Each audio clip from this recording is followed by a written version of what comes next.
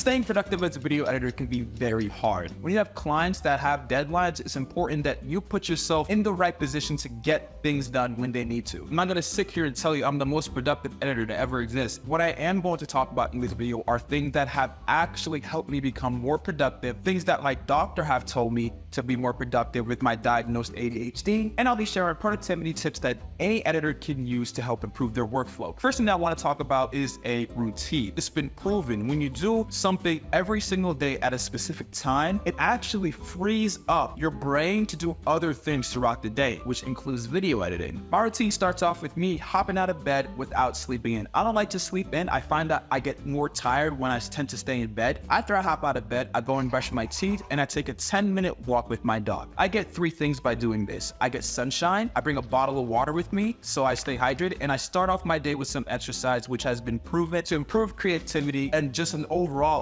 great health benefit. The second thing I do is go for a coffee run by myself. The machine didn't have any milk in it. I'm pretty pissed off, yo. I take a 15-minute walk and I just plan the things I'm gonna do throughout the day. This is possibly one of the most important parts of my day because not only does it free up my mind of whatever's going on in there, but it allows me to mentally prepare for what the day is going to look like. After that though, it seems like the best thing to do is to just hop right into it and start being productive. I don't do that. I actually give myself time to decompress. I play some video games, I make a little breakfast, I drink my coffee. I just try to have a good morning so I can be in good spirits for what I'm about to tackle. One of the benefits of being a video editor is that you can plan your schedule that works for you. I'm a more happy person when I put time aside for myself. After I've had my morning, the real work begins. I work best when I'm away from home. I don't have a home office, so I go to a nearby cafe. I bring my laptop, I order my second coffee for the day, and I get right into work. Got my coffee right here. If you have the luxury of having 2 computers, I have a laptop and a desktop. Anything that I would do during my good morning where I would have fun, I do not have on my laptop. My laptop is strictly for work. My brain is correlating home with having fun and just overall relaxing. And when I go to the cafe with my laptop, I pull out my laptop, my brain knows it's time to work. After my work, I head home. If I feel like doing more work at home, I'll do more work at home, but I don't really pressure myself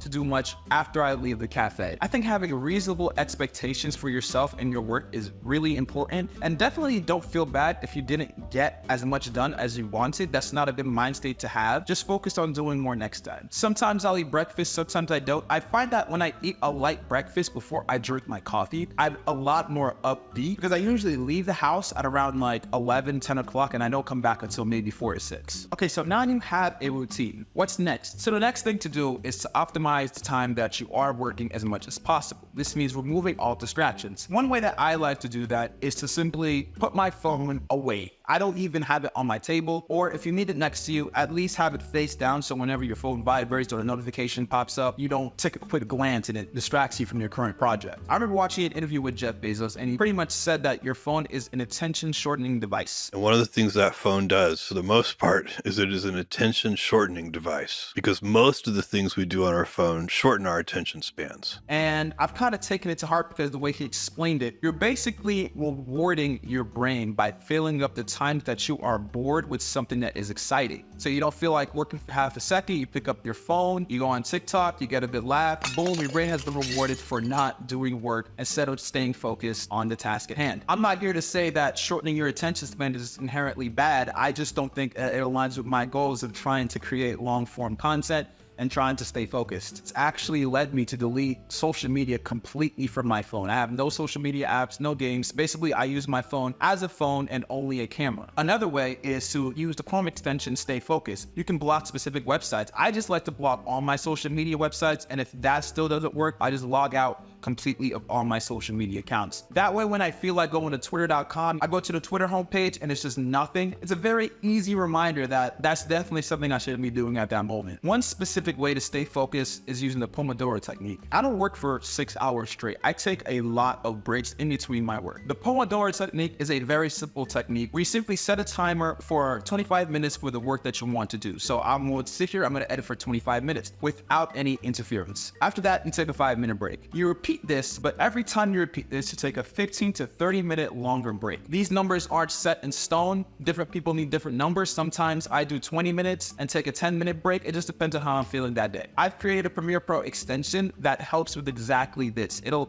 add a timer to Premiere Pro inside your program, so you don't even need to go to your phone And you can use that timer to use this technique. You can check it out in the description. If you wake up one day and decide you don't want to do the Pomodoro technique, just try editing for just 5 minutes. That's sometimes enough to get the snowball rolling. If you want even more productivity tips besides the ones mentioned in this video, you can check out this Skillshare class by Ali Abdul, who is a famous YouTuber, a famous marketer, an entrepreneur, an online teacher. He is the person that you should go to if you want to help improve your productivity. He has a productivity masterclass, and one of the things that I've actually learned from it is the Parkinson's law. Parkinson's law states that if we set a certain amount of time to complete a task, we will usually take up the entirety of that time, even if it can be done faster. This means that we can actually end up putting off important work until the very last minute just because we have enough time to do so, causing unnecessary stress, which has literally happened to me many times before in the past. He has a curated learning path on Skillshare, so if you're trying to learn more about yourself and what works for you and your productivity, this learning path will do exactly that. The first 500 people to use my link in the description will get 1 month free of Skillshare. It is free education from top voices around the world. I'd say it's pretty worth it. Other than productivity, Skillshare has a variety of categories to choose from, including photography, graphic design, music, cooking, business, marketing, whatever you can think of, Skillshare most likely has it as a category. Thank you to Skillshare for sponsoring this video. Surprisingly, to be productive as a video editor has less to do with you actually editing and the things that you do outside of editing. You need energy for your brain, so you have to consistently eat. You need hydration, doing physical exercise so that your brain can get that blood it needs to do all of the creative work that you're doing. But speaking of the brain, what happens when your brain works differently? I have been medically diagnosed with ADHD. So if you're a person who has ADHD, what are some things that you can do in order to still stay successful as a video editor, even if your brain doesn't necessarily want you to? Well, one way is to write down the goals that you have for the week. If you let ADHD take the wheel, it will do whatever your brain wants to do next. If you have a set of goals that you set aside for yourself, you'll guide your brain more in the right direction. Personally, I don't write goals down that I do day to day. My routine, I won't write down. It's just a waste of space. If you have ADHD, congratulations. Your need to exercise is actually probably 2 or 3 times more important. The days where you take walks versus the days that you won't take walks, you will see a significant difference in your productivity and in your day. You can also choose to be medicated if you do have ADHD. You'll need to go to a doctor and you'll need to try several medications before you find one that works for you. Or if you're lucky, you'll get it on the first try. I've tried 3 different medications before deciding on one, and I had a pretty rough time trying all. The medication that people usually use to treat ADHD is stimulants, but your doctor may not want to immediately hop to stimulants because it has adverse side effects. My doctor started me off with an antidepressant.